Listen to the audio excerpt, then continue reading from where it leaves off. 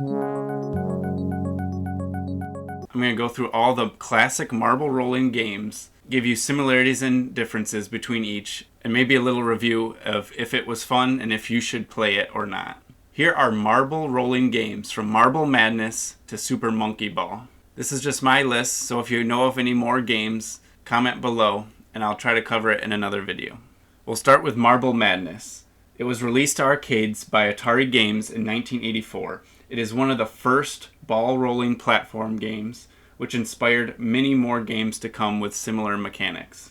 The arcade cabinet had a trackball for controls, making controlling the ball pretty intuitive and unique at the time. This game is extremely difficult.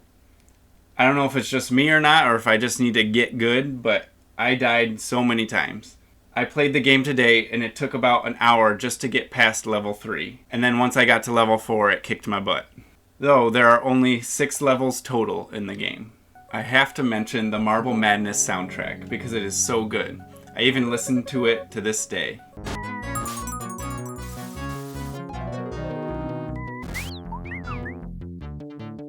Here are some more classic games that took inspiration from Marble Madness, starting from earliest to latest release.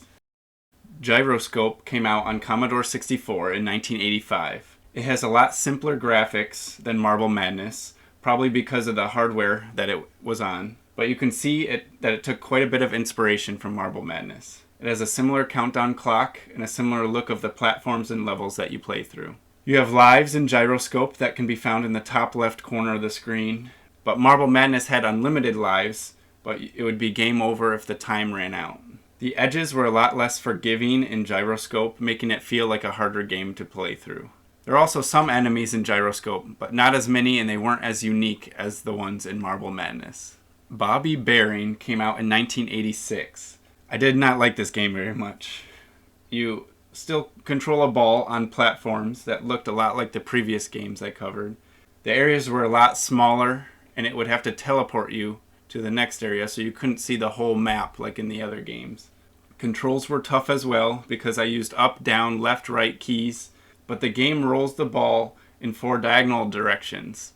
The game had a few enemies that took inspiration from the other games, like Marble Madness.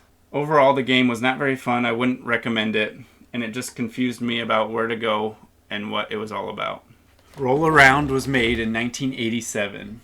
You control a ball going around on platforms. This game is unique because you need to collect a certain amount of tiles in order to beat the level to go on to the next. In the first level, you need to get a certain amount of white tiles. Next level, there's different colored tiles that you need to find. It's definitely a very difficult game and can be very tricky. It didn't copy too much from Marble Madness, but you can definitely tell there was inspiration, especially in the graphics, or rolling the ball around and then the platform square tiles that you go on. SpinDizzy was made in 1987. SpinDizzy doesn't have a ball, but a spinning top that controls just like the marbles from the other games. You can move a lot quicker in this game though. We can see the same square platforms used. You need to collect all the jewels to win. There are some enemies that are throughout the levels that try to knock you out. SpinDizzy had a sequel called SpinDizzy Worlds that came out on the SNES in 1990. In this game, again, your objective is to grab all the jewels, but this one's a lot easier to play and more fun with better graphics. There's buttons that you press to go up and down elevators and other little puzzles and things to solve throughout the game. Also, there's jumps where you need to go really fast to go over them, which is fun. I would recommend playing this game at least once, just seeing how you like it. On the Ball was released in 1992. This marble game changes up the gameplay and controls quite a bit. You don't control the ball itself, but instead you control and rotate the platforms around the ball in order to move the ball in the right way to get to the goal before the time runs out. Much like Super Monkey Ball, but we'll get there soon. There's a great variety of levels and obstacles. On the Ball is a real hidden gem. It was challenging, yet super rewarding and fun to play. Try it out if you can find it. It was released for arcades and also the SNES. Now I want to go into Super Monkey Ball. I don't want to go into the similarities or differences with the previous games we've mentioned, because Super Monkey Ball games are obviously more modern games. Really the only similarity is that, there's a ball and it's rolling through a map to get to the goal. I'm actually going to start by comparing the two arcade versions of Super Monkey Ball. First, there's just Monkey Ball Arcade, which came out before Super Monkey Ball Arcade. Monkey Ball Arcade looks like this. Yes, you use that banana to control the stage. While Super Monkey Ball looks like this and has a normal kind of trackpad just like Marble Madness has. Here is some gameplay from each game.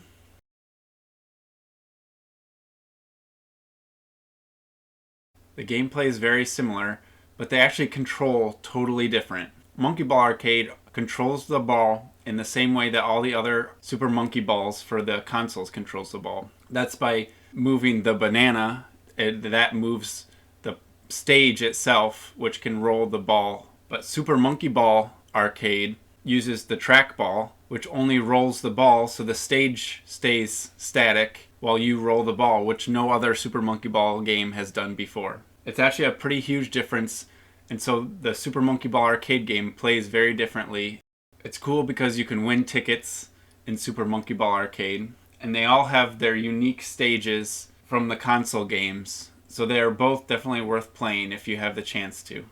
See how the stage moves in Monkey Ball Arcade, while the stage doesn't move in Super Monkey Ball Arcade.